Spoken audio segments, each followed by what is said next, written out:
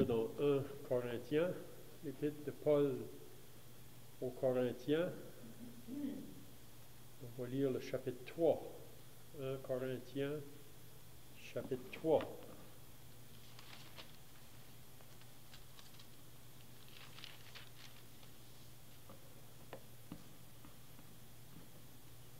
Pour moi, frères, ce n'est pas comme à des hommes spirituels que j'ai pu vous parler, mais comme à des hommes charnels, comme à des enfants en Christ. Je vous ai donné du lait, non de la nourriture solide, car vous ne pouviez pas la supporter, et vous ne le pouvez pas même à présent, parce que vous êtes encore charnels. En effet, puisqu'il y a parmi vous de la jalousie et des disputes, n'êtes-vous pas charnels et ne marchez-vous pas selon l'homme? Quand l'un dit « Moi je suis de Paul » et un autre « Moi d'Apollos », n'êtes-vous pas des hommes? Qu'est-ce donc qu'Apollos et qu'est-ce que Paul? Des serviteurs par le moyen desquels vous avez cru, selon que le Seigneur l'a donné à chacun. J'ai planté, Apollos a arrosé, mais Dieu a fait croître, en sorte que ce n'est pas celui qui plante qui est quelque chose, ni celui qui arrose, mais Dieu qui fait croître. Celui qui plante et celui qui arrose sont égaux, et chacun recevra sa propre récompense selon son propre travail. Car nous sommes ouvriers avec Dieu, vous êtes le champ de Dieu, l'édifice de Dieu. Selon la grâce de Dieu qui m'a été donnée, j'ai posé le fondement comme un sage architecte et un autre bâti dessus. Mais que chacun prenne garde à la manière dont il bâtit dessus. Car personne ne peut poser un autre fondement que celui qui a été posé, savoir Jésus-Christ. Or, si quelqu'un bâtit sur ce fondement avec de l'or, de l'argent, des pierres précieuses, du bois, du foin, du chaume, l'œuvre de chacun sera manifestée, car le jour la fera connaître, parce qu'elle se révélera dans le feu, et le feu éprouvera ce qu'est l'œuvre de chacun. Si l'œuvre bâtie par quelqu'un sur le fondement subsiste, il recevra une récompense. Si l'œuvre de quelqu'un est consumée, il perdra sa récompense. Pour lui, il sera sauvé, mais comme au travers du feu. Ne savez-vous pas que vous êtes le temple de Dieu et que l'Esprit de Dieu habite en vous? Si quelqu'un détruit le temple de Dieu, Dieu le détruira. Car le temple de Dieu est saint et c'est ce que vous êtes. Que nul ne s'abuse lui-même. Si quelqu'un parmi vous pense être sage selon ce siècle, qu'il devienne fou afin de devenir sage. Car la sagesse de ce monde est une folie devant Dieu. Aussi est-il écrit, il prend les sages dans leur ruse, et encore le Seigneur connaît les pensées des sages. Il sait qu'elles sont vaines. Que personne donc ne mette sa gloire dans des hommes, car tout est à vous, soit Paul, soit Apollos, soit Céphas, soit le monde, soit la vie, soit la mort, soit les choses présentes, soit les choses à venir. Tout est à vous et vous êtes à Christ. Et Christ est à Dieu. C'est tout ce qu'on va lire dans la parole de Dieu. Donc, si vous étiez là la dernière fois, j'avais parlé encore sur l'Épître aux Corinthiens. On avait vu la fin du chapitre 2. Si vous vous rappelez, à la fin du chapitre 2, l'apôtre Paul a parlé de l'homme naturel et l'homme spirituel. Mais ici, qu'est-ce qu'on va regarder ce matin? Au début du chapitre 3, il parle d'un troisième homme, c'est l'homme charnel. Donc, on avait vu concernant l'homme naturel, Paul disait qu'il ne peut pas comprendre les choses de l'Esprit de Dieu. Tandis que l'homme spirituel, lui, il peut les comprendre parce que l'Esprit de Dieu est en lui. Puis qu'est-ce qu'on peut comprendre dans ces écrits que Paul écrit à ses Corinthiens, là? Il veut faire comprendre qu'il y a la sagesse de l'homme, il y a la sagesse de Dieu. Puis, dans une assemblée, il y a toujours le danger de la chair, comme dans chacun de nos vies personnelles. Vous savez, on a toujours cette nature charnelle en nous qui s'oppose aux choses de l'Esprit de Dieu. La chair ne peut jamais se soumettre vraiment à la pensée de Dieu ou à la voix de Dieu. On avait vu qu'à Corinthe,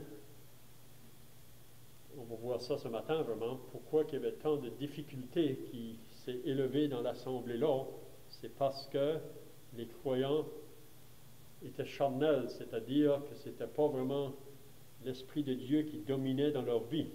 C'était des croyants, mais c'est la chair qui avait pris le dessus. C'est ça qu'on va voir tout au long de la lettre aux Corinthiens. Beaucoup de choses que Paul devra reprendre parce que la chair prenait le dessus dans leur vie. Donc, il y a l'homme naturel, ça c'est l'homme pas sauvé. L'homme spirituel, c'est l'homme sauvé, puis qui marche vraiment en pleine communion avec son Dieu, puis qui comprend les choses de Dieu. Il peut discerner les pensées de Dieu. L'homme naturel, lui, ne le peut pas. Donc, au chapitre 3, qu'est-ce qu'on va voir ce matin? Il parle d'un troisième homme. Donc, il dit à ces croyants-là, à qui il écrit, là, pour moi, frère, ce n'est pas comme à des hommes spirituels que j'ai pu vous parler, mais comme à des hommes charnels, comme à des enfants en Christ. Je vous ai donné du lait, non de la nourriture solide, car vous ne pouviez pas la supporter. Donc, si on s'arrête là, Paul peut simplement rappeler aux Corinthiens, quand que lui est allé là pour la première fois pour annoncer le message de l'Évangile, on sait que ce n'était pas facile pour l'apôtre Paul. On a vu ça au chapitre 2, là, quand il est arrivé dans la ville de Corinthe. C'est une ville remplie de toutes sortes de péchés, une ville corrompue vraiment. Mais Paul est rentré là dans la faiblesse, qu'il dit, dans la crainte, dans le tremblement. Mais il y avait juste une chose dans ses pensées, Jésus-Christ crucifié. Puis il savait que le message de l'Évangile, il y a une puissance qui accompagne ce message-là, parce que ça peut transformer la vie de tout pécheur.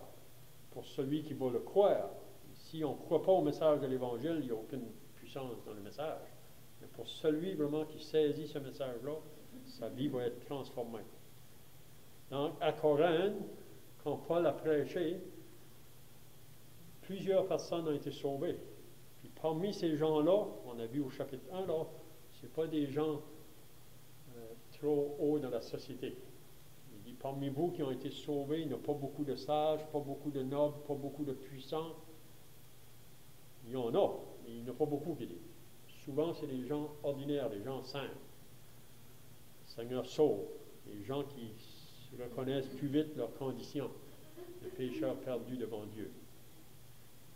Donc, il y a des âmes qui ont été sauvées, beaucoup ont été sauvées, et vous savez qu'après que Dieu sauve des personnes dans une ville ou une localité, là, son désir, c'est de les rassembler ensemble pour qu'ils portent un témoignage pour Dieu dans les alentours. Donc, il veut voir une assemblée ou une église établie dans ce lieu-là pour qu'elle porte un témoignage. Puis à Corinthe, on peut dire que tout a bien commencé. Vous savez, la puissance de l'Esprit accompagnait l'apôtre Paul, il a prêché le message. Puis on voit par la suite que Apollos est venu, un autre serviteur de Dieu, puis il y a une assemblée qui a été établie. Qu'est-ce que Paul veut dire dans les premiers versets? Qu'après que des personnes sont nouvellement sauvées, ils sont encore dans un état charnel, si on peut dire, parce qu'ils viennent juste d'être sauvés. L'Esprit de Dieu est en eux, et il y a encore beaucoup la chair. Puis à mesure qu'on avance dans la vie chrétienne, ça peut varier avec chaque chrétien, mais il y a des choses de la chair qu'on va laisser, il faut les laisser aller, si on peut dire. Mais il dit au début de la vie chrétienne, il dit qu'il devait leur parler comme à des enfants. Ça, c'est normal. C'est-à-dire, quand on est nouvellement sauvé, on est juste comme des enfants. Donc, on ne peut pas donner à un enfant de la nourriture solide. Il n'y a pas une maman qui va donner à son enfant qui vient naître de la viande. Ou donner une nourriture solide, l'enfant ne pourra pas le prendre. Mais Paul veut faire comprendre qu'au début de la vie chrétienne, quand on est juste des enfants en Christ, on ne peut pas prendre une nourriture solide. Donc, Paul, au début, c'était normal qu'il ait donné du lait. Oui. Comme Pierre nous dit dans sa première épître, désirez comme des enfants nouveau-nés le lait spirituel de la parole de Dieu. Donc, au début d'une œuvre, quand les âmes sont sauvées, l'enseignement qui va être donné, c'est juste élémentaire. C'est juste des choses de base. Oui. Ça, c'est une condition normale. Mais qu'est-ce que Paul reprend les Corinthiens ici? C'est que 5 ans plus tard, parce qu'ici, cette lettre-là a été écrite 5 ans après que cette assemblée-là avait commencé à Corinthe. Ce n'est pas qu'il manquait de rien. Ils avaient tout, vraiment. Même, ils avaient eu, Dieu les avait comblés de toutes les dons spirituelles, toute la connaissance. Regardez qu'est-ce qu'il dit au verset 2. Donc, dans leur état d'enfance, on peut dire, comme croyants, il dit, je vous ai donné du lait, non de la nourriture solide, car vous ne pouviez pas la supporter. Ça, c'était correct dans ce temps-là.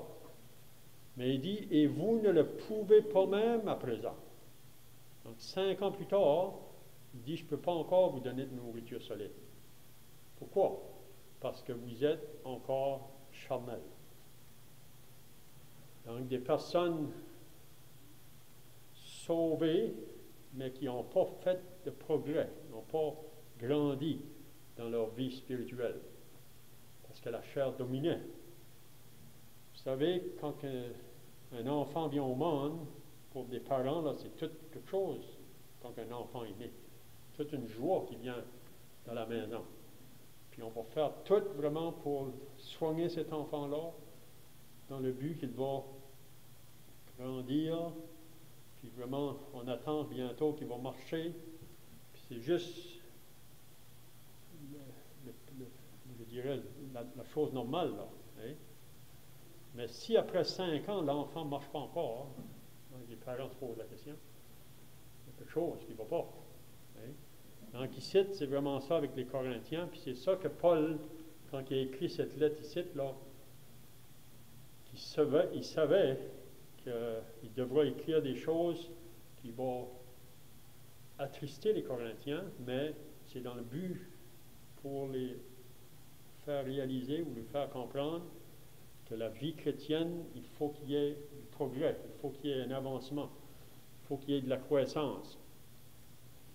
Puis là, il nous dit vraiment au verset 3, pourquoi que Paul pouvait dire que vous êtes encore charnel? Puis il dit les raisons pourquoi. Donc, c'est comme si il dit qu'est-ce qui caractérise l'homme naturel, on pourrait dire, ou l'homme charnel, l'homme qui vit toujours selon les désirs de la chair. Il dit au verset 3, en effet, puisqu'il y a parmi vous de la jalousie. Donc ça, c'est une caractéristique de l'homme charnel, la jalousie. Vous savez, la jalousie est une œuvre de la chair. On lit ça dans l'Épître aux Galates, au chapitre 5, quand Paul mentionne là, les œuvres de la chair, ça nous parle de la jalousie. Donc, si je suis jaloux de mon frère ou de ma sœur, donc ça, c'est une caractéristique de la chair. C'est toujours la chair qui domine dans ma vie. Donc, ensuite, il va dire des disputes. Ça, c'est une autre chose qui caractérise l'homme charnel, si on veut dire. Les disputes, les querelles. Vous savez, on peut voir ça dans le monde aujourd'hui, partout. Le monde, même de la politique, c'est des disputes, des querelles, des divisions. Puis ça peut se faire aussi dans les familles. Ça s'associe à l'homme dans la chair. L'homme avec ses passions, ses désirs qui sont contraires aux choses de Dieu. Mais ça peut encore se manifester dans un croyant. Donc, il dit, n'êtes-vous pas charnel? Donc, parce que vous êtes jaloux, vous avez des disputes, est-ce que ça ne démontre pas que vous êtes toujours dans un état charnel? Puis ensuite, il parle d'une autre chose qu'il avait déjà parlé dans le chapitre 1. Il parle des divisions qui se faisaient à Corinthe parce qu'ils faisaient du favoritisme avec les serviteurs de Dieu. Et il y en a un qui disait, moi je suis de Paul, l'autre dit, moi je suis de Pierre, l'autre, moi je suis d'Apollos, les autres disaient, nous, on est de Christ, on ne s'occupe pas des hommes. Et ça, c'est une caractéristique charnelle. C'est ça qu'il dit. Quand l'un dit, moi je suis de Paul, et un autre, moi d'Apollos, donc ils faisaient du favoritisme. Et il y en a un qui dit, moi c'est Paul. Apollos ne m'intéresse pas trop, c'est Paul. D'autres disant, moi c'est Apollos. Paul, il faisait du favoritisme. Donc ça, ça caractérise l'homme charnel. Moi je suis de Paul et un autre, moi d'Apollos. N'êtes-vous pas des hommes? Donc ça, c'est la manière que les hommes raisonnent, l'homme naturel. Donc, Paul, maintenant, va dire, qui est-ce qu'on est, nous, les serviteurs de Dieu? Il dit, qu'est-ce donc qu'Apollos et qu'est-ce que Paul? C'est des hommes comme vous et moi, c'est des hommes de même nature que nous. Mais il dit, Apollos ou moi, Paul, on est simplement des serviteurs de Dieu. On est au service à notre maître. Donc, il dit, on est des serviteurs par le moyen desquels vous avez cru, selon que le Seigneur l'a donné à chacun. Donc, moi, je suis simplement un serviteur. Dieu m'a utilisé. Il a utilisé Apollos pour aller parmi vous, là, à Corinthe, au début. Paul, un homme qui était autrefois un persécuteur de l'Église, après que Dieu l'a sauvé sur le chemin de Damas, il va être un serviteur de Christ, de Dieu. Vous savez, avant d'être sauvé, on était aussi des serviteurs. On était des serviteurs au péché. Si vous lisez dans Romains chapitre 6, on servait le maître péché. C'est ça qu'on était avant d'être sauvé. Mais après qu'on a été sauvé, on est associé à un autre maître. Mais c'est le maître Christ. Puis on est ses serviteurs. Paul a compris ça au début qu'il était sauvé. Et la première chose qu'il a demandé au Seigneur, Seigneur, que veux-tu que je fasse? Il savait que si Dieu l'a sauvé, il veut l'utiliser dans son œuvre. Puis c'est par la grâce seulement. C'est simplement une grâce. On est sauvé par la grâce. Puis aussi, si Dieu va m'utiliser, il va me servir dans son œuvre, c'est simplement la grâce de Dieu. On ne mérite pas ça, personne de nous. Donc, Paul veut dire, on est simplement des serviteurs. Puis ici, quand on parle du serviteur, c'est vraiment le niveau le plus bas qu'un esclave pourrait être.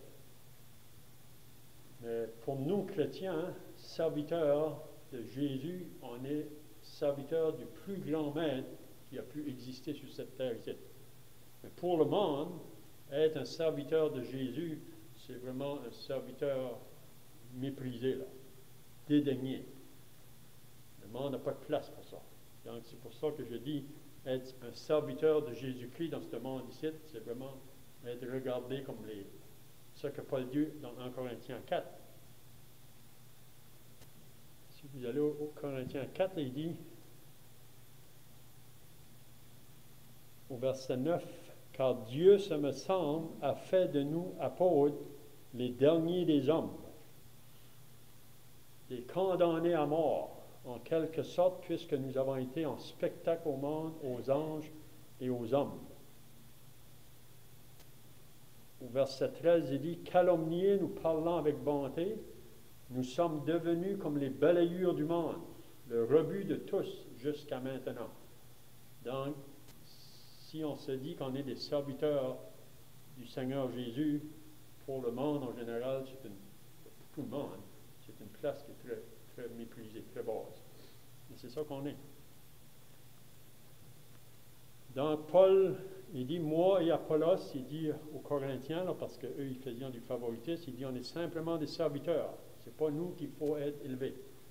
C'est le Seigneur Jésus qui doit avoir la place. Puis là, il va dire au verset 6, excusez, quand j'ai été à Corinthe, moi, mon travail, j'ai planté. C'est ce que Paul dit. C'est ça, c'est son travail que Dieu lui a demandé de faire. C'est lui qui a jeté la semence à Corinthe avec le message de l'Évangile, puis une assemblée a été plantée, a été établie.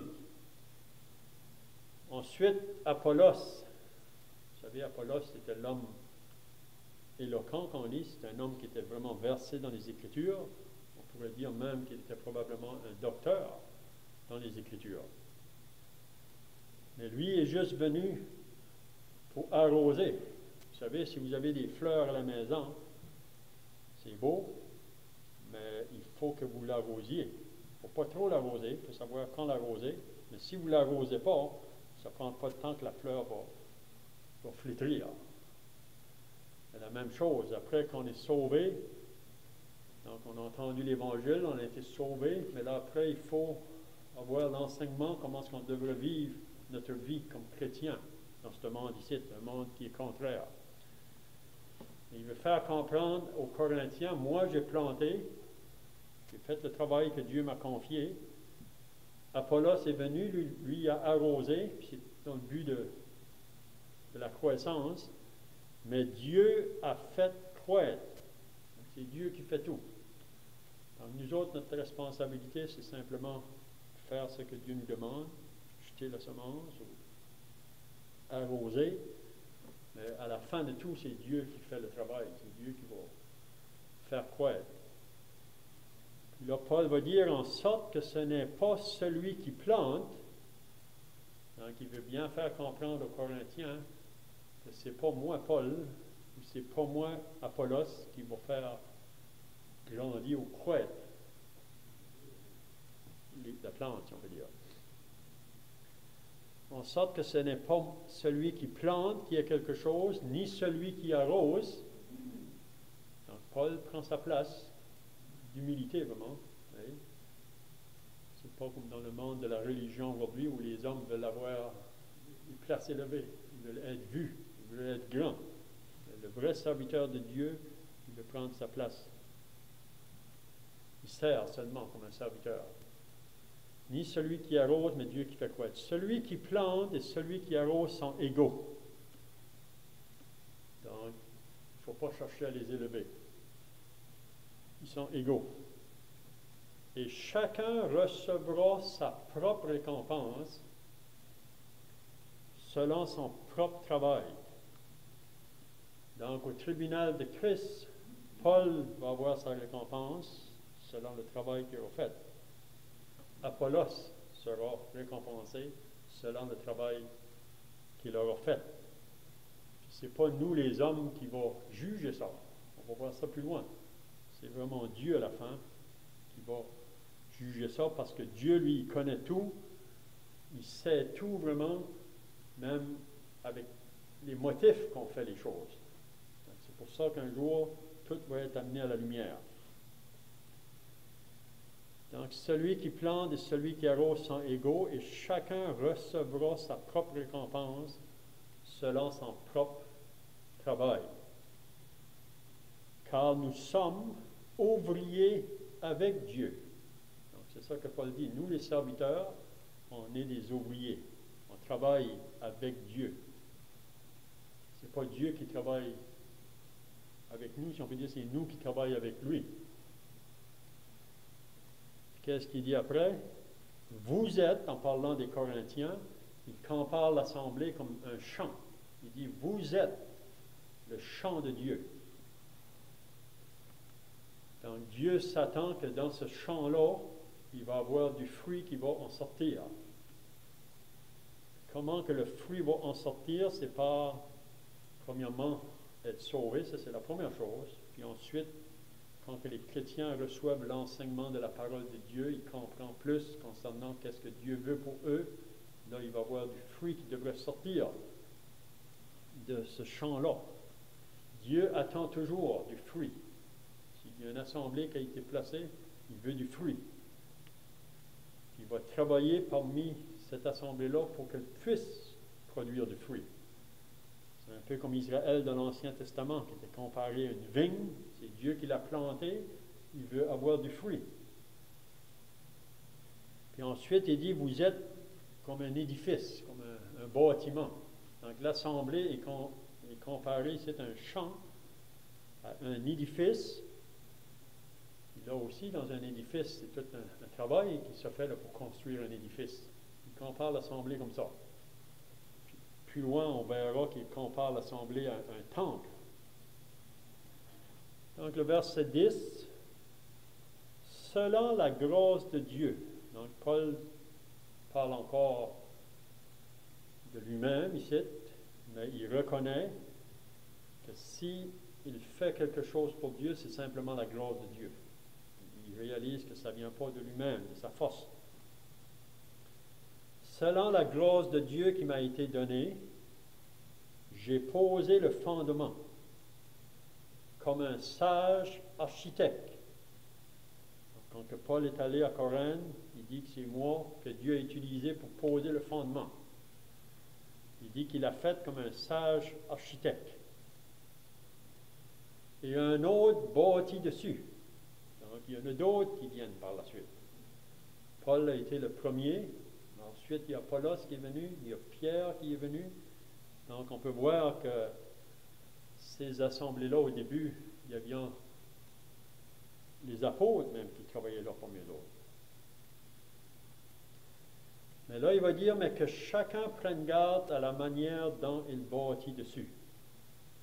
Donc, ceux qui viennent après Paul, il faut qu'ils prennent garde de la manière qu'ils bâtit sur le fondement, parce qu'il y a juste un fondement. Et puis, il nous dit au verset 11, quand personne ne peut poser un autre fondement que celui qui a été posé, savoir Jésus-Christ. Donc, c'est Jésus-Christ le fondement. Le moment qu'on veut ajouter autre chose, on va en dehors du fondement. Vous savez, Jésus-Christ est le fondement quand on vient avec le message de l'Évangile. Puis, il faut bien comprendre qu'il n'y a pas d'autre chose que Jésus-Christ. Vous savez, c'est pour ça que Paul a dit dans l'Épître aux Galates, si quelqu'un vous annonce un autre évangile que celui qu'on vous a annoncé, qu'il soit anathème. Parce que l'évangile que Paul a prêché, que c'est seulement par l'œuvre de Christ et rien d'autre qu'on peut avoir nos péchés de pardonner. Donc on pourrait dire que l'évangile c'est la base. Puis qui était réellement Jésus-Christ? Souvent c'est là qu'on peut discerner quand on entend des personnes autour de nous qui disent qu'ils sont des serviteurs de Dieu. Excusez, mais on devrait leur demander qui est Jésus-Christ pour nous autres. Donc la parole de Dieu est très claire concernant Jésus-Christ, que Jésus-Christ, c'est l'homme qui a marché sur la terre, qui n'a point connu de péché. Ça dit qu'il n'a pas commis de péché, en lui, il n'a pas de péché. Mais vous savez qu'il y a des groupes aujourd'hui qui vont nous dire, les moments, si vous avez déjà parlé avec les moments, ils vont nous dire que Jésus n'a pas péché, mais il aurait pu pécher. Mais le moment qu'on dit que Jésus aurait pu pécher, ça veut dire qu'il n'était pas Dieu. Parce que Dieu ne peut pas pécher. Dieu ne peut jamais être identifié avec le péché. Donc, on peut demander la question, qui est Jésus? Est-ce que Jésus est Dieu? Il y en a qui enseignent que Jésus n'est pas Dieu. Est-ce qu'il est fils de Dieu? Ils disent non, il n'était pas fils de Dieu. Donc, ça, pour moi, ce n'est pas le fondement. C'est d'ajouter au fondement. Donc, c'est pour ça qu'il faut... Je crois que dans une assemblée, les responsables sont là pour surveiller ça. Si quelqu'un vient autour, qu'est-ce qu'il dit à propos de la personne du Seigneur Jésus-Christ? Je vois que le temps est passé, là, on va juste regarder peut-être. Il dit ensuite, « Or, si quelqu'un bâtit sur ce fondement, » puis là, il va parler de 6 matériaux dans lesquels qu'on peut bâtir dans une assemblée. Il faut bien comprendre qu'il y en a 3. Ça comprend vraiment bâtir selon la sagesse de Dieu. Puis il y a 3 autres matériaux, c'est bâtir selon la sagesse de l'homme. Donc, à Corinthe, parce qu'ils étaient charnels, il y a beaucoup de choses qui se faisaient à l'assemblée là, mais ce n'était pas fait selon la sagesse de Dieu, c'était plutôt selon la sagesse des hommes. Donc, il dit, si quelqu'un bâtit sur ce fondement avec de l'or, de l'argent, des pierres précieuses, ça c'est selon la sagesse de Dieu. C'est des choses qui vont rester, qui vont demeurer, des choses qui vont éprouver le feu. Mais le bois, le foin et le chaume, ça, c'est bâtir selon la sagesse humaine, la sagesse des hommes. L'œuvre de chacun va être manifestée. Un jour, tout croyant va être apporté au tribunal de Christ. On voit ça dans 2 Corinthiens 5. Ici, il nous parle de ce jour-là. Car le jour la fera connaître, parce que se révélera dans le feu. Et le feu éprouvera ce qu'est l'œuvre de chacun. Donc, c'est comment qu'on aura travaillé pour Dieu. Est-ce que ça va être avec des motifs purs, premièrement? Et est-ce que ça va être bâti selon la sagesse de Dieu et non pas selon la sagesse des hommes? Ce qui va être fait selon la sagesse de Dieu va passer le test, si on peut dire. Puis il va y avoir une récompense pour ça. Pour le frère ou la sœur qui aura travaillé dans le service de Dieu avec des motifs purs, en bâtissant selon la sagesse de Dieu, il y aura des récompenses. Ce qui est dit au verset 14. Si l'œuvre bâtie par quelqu'un sur le fondement subsiste, il recevra une récompense. Parce que le Seigneur veut récompenser chacun de nous au tribunal de Christ. Il veut nous donner des récompenses. Même ça nous dit qu'il va nous donner des couronnes. Il y a plusieurs couronnes qui vont être données au tribunal de Christ. Mais ce n'est pas des couronnes qu'on va garder pour nous. C'est des couronnes qu'on pourra déposer à ses pieds. Donc c'est pour ça qu'on devrait toujours travailler dans le but qu'on va être capable d'amener quelque chose au Seigneur à la fin. Quand on réalise qu'est-ce que lui a fait pour nous, ce qu'on a entendu ce matin, les souffrances qu'il a portées pour nous. Donc en retour, on veut le servir. Donc on termine au verset 15. Si l'œuvre de quelqu'un est consumée, il perdra sa récompense. Donc au tribunal, probablement chacun de nous, on va tous avoir des pertes. On va perdre des récompenses. Parce que, à un moment donné dans nos vies, quand la chair prend le dessus, donc si c'est fait avec la chair, on va pas gagner là, on va perdre. Mais Mais quand on va travailler avec des motifs purs, selon la sagesse de Dieu, là, on va avoir des récompenses. Si l'œuvre de quelqu'un est consumée, il perdra sa récompense. Pour lui, il sera sauvé, mais comme au travers le feu. Donc, il y en a au tribunal qui vont être là, et il n'y aura aucune récompense. Ils sont sauvés, mais comme au travers le feu. Vous savez, le feu passe, puis il a tout amené. Pas plus. Donc, on continuera la semaine prochaine. Et il va parler concernant que l'Assemblée est le temple de Dieu. C'est tout ce qu'on va dire. On va terminer par la prière. Notre Dieu et notre Père, nous voulons encore réaliser que ta parole nous a été écrite pour qu'on puisse apprendre à connaître tes pensées et tes voies. Nous réalisons, notre Dieu, qu'il y a une nature en nous qui est contraire à celle de l'Esprit. Donc c'est pour ça qu'on est exhorté à ne pas laisser rien dans nos vies qui est contraire à la volonté de Dieu.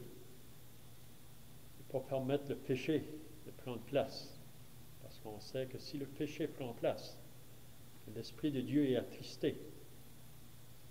Et aussi que si on permet le péché dans nos vies, qu'on va prendre des chemins d'égarement. Donc on prie que tu nous aides à confesser tout péché. Aide-nous à vouloir faire les choses qui sont en accord avec ta volonté, afin qu'au jour de Christ, au tribunal, que nous aurons des récompenses. Donc nous voulons remettre cette réunion entre tes mains, bénis chaque frère et sœur ici, et aussi partout ailleurs, et aussi l'Évangile ce soir que tu vas bénir. La parole qui sera annoncée au nom du Seigneur Jésus. Amen.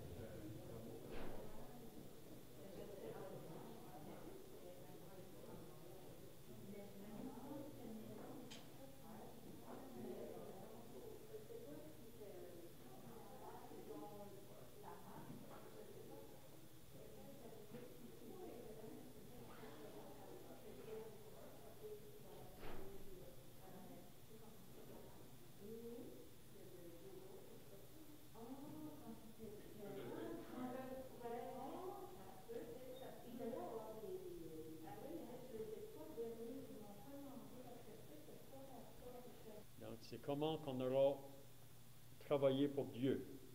Est-ce que ça va être avec des motifs purs, premièrement? Et est-ce que ça va être bâti selon la sagesse de Dieu et non pas selon la sagesse des hommes? Ce qui va être fait selon la sagesse de Dieu va passer le test, si on peut dire. Puis il va y avoir une récompense pour ça.